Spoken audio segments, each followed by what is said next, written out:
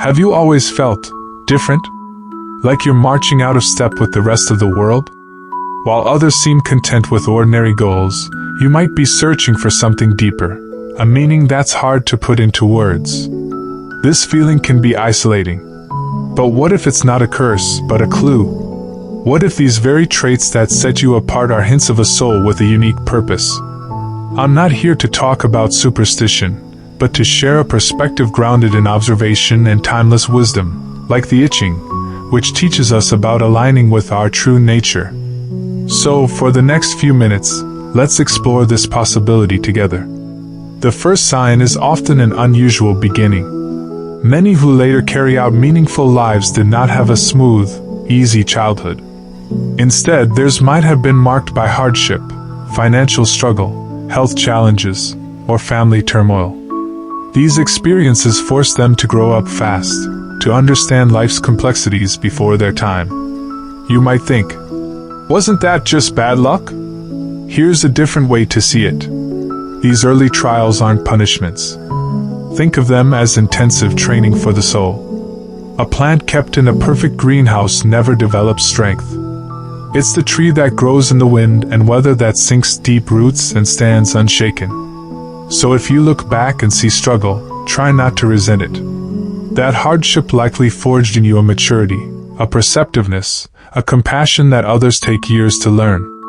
It was life's advanced curriculum for you. Here's the principle: adversity is the toughest teacher. It forces introspection and builds resilience. Someone used to easy comfort may break at the first setback, while you learn to fall, get up, dust yourself off, and keep moving. That resilience? That's your first great gift. The second sign is a quiet, persistent sense of solitude. You might feel out of sync with the people around you. While conversations swirl about everyday things, your mind is drawn to bigger questions about life, existence, truth. This loneliness isn't about being antisocial. It's your soul feeling disconnected from the superficial, yearning for its true resonance. It's actually a form of clarity, a deep knowing that the common chase isn't for you. An inner voice whispers that your path is different. And yes, that can be confusing and painful. You might wonder, what's wrong with me? But here's the truth: this feeling is a signal. The principle is simple. When your awareness expands, your perspective changes. You see more, feel more, and that naturally creates a sense of distance from the ordinary. Don't fear this solitude. Learn to dwell in it. It's in the quiet that you can finally hear your own inner guidance. Trust that this feeling exists within you for a reason. The third sign is a natural, deep-running compassion. Your heart responds instinctively to suffering, to a stray animal, to someone in need. You don't just see their pain, you feel it. Some may call this a weakness, saying you're too soft for this world. That is a fundamental mistake. Compassion is not weakness, it is immense strength. It is the force that builds genuine trust and invites true respect. Ancient wisdom speaks of virtue as the foundation that can sustain all else. And this compassion is the very heart of virtue. Here's the principle: connection is a fundamental law of existence. When you act from selfless kindness, you align yourself with that very law. This alignment can attract unexpected grace and opportunities into your life. If you have this trait, protect it. Never discard it for fear of being taken advantage of.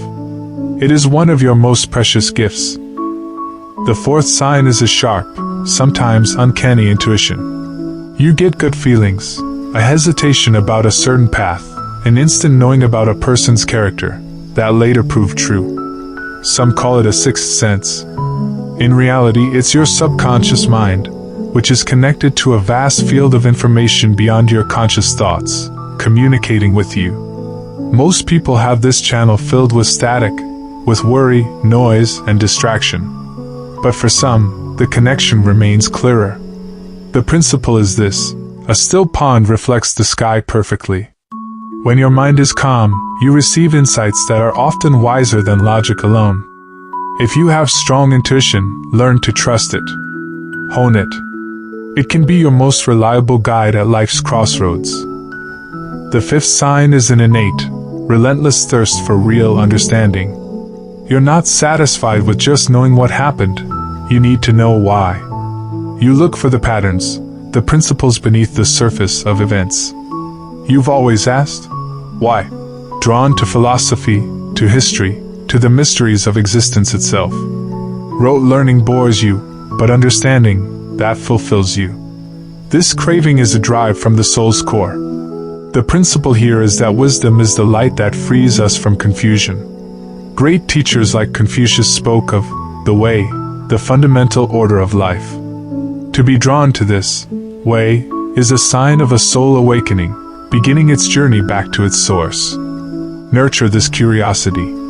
Read, contemplate, seek out true teachers. This pursuit is itself a sacred practice. The sixth sign is the frequent experience of profound déjà vu. You visit a place for the first time, yet it feels deeply, strangely familiar. You meet someone and feel an instant, soul-level recognition, as if you've known them for ages. Or you pick up a skill or study a topic with an ease that surprises you, as if you're remembering it, not learning it. Psychology has its terms for this.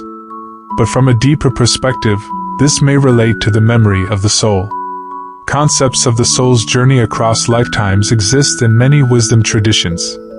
The idea is that if a consciousness carries a specific purpose or history, echoes of that past may remain.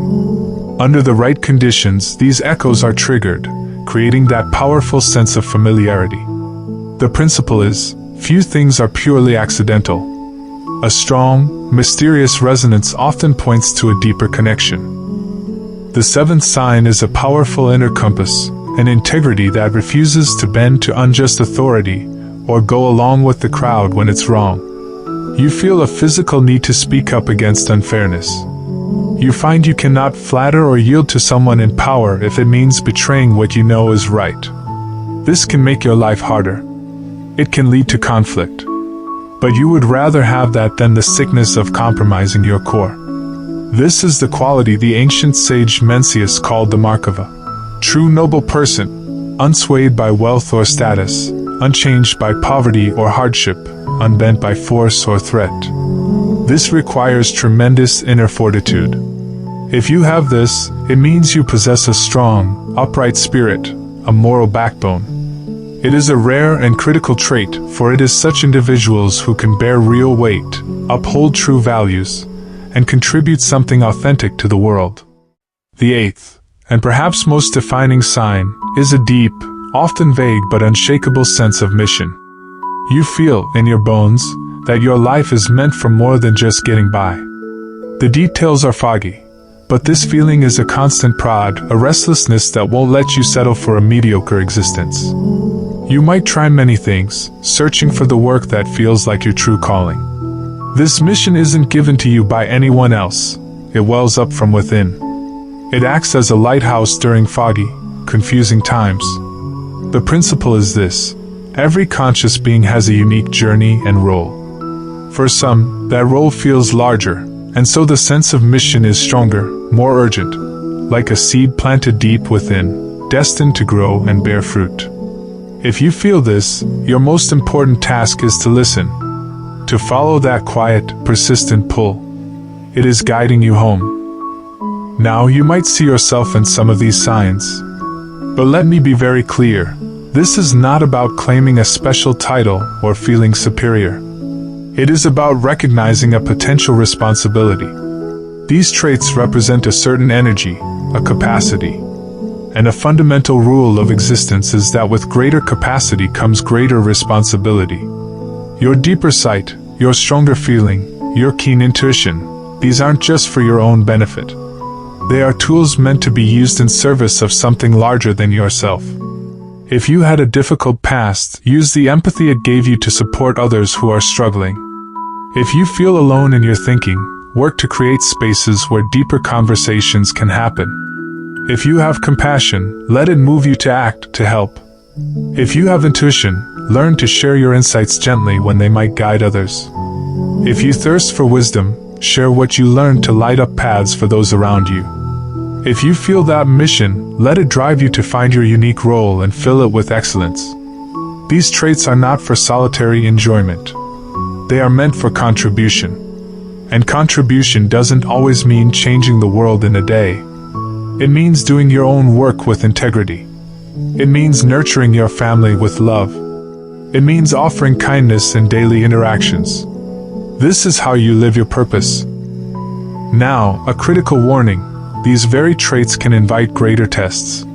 Your energy will attract all kinds of situations and people, both supportive and challenging. You must cultivate serious discernment and inner stability to choose the right path. If this energy is misdirected by ego or fear, it can cause significant harm. There's an old saying: if your character cannot support your position, calamity follows.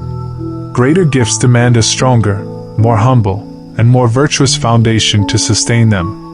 Otherwise, it's like giving a powerful sword to a child. It's dangerous for everyone. So, if you recognize yourself here, hold two thoughts together. Be grateful for the gifts. And be vigilant, humble, and sincere in your heart. Your lifelong task is to use these innate abilities wisely, to walk your true path with conscious purpose, and to leave things better than you found them.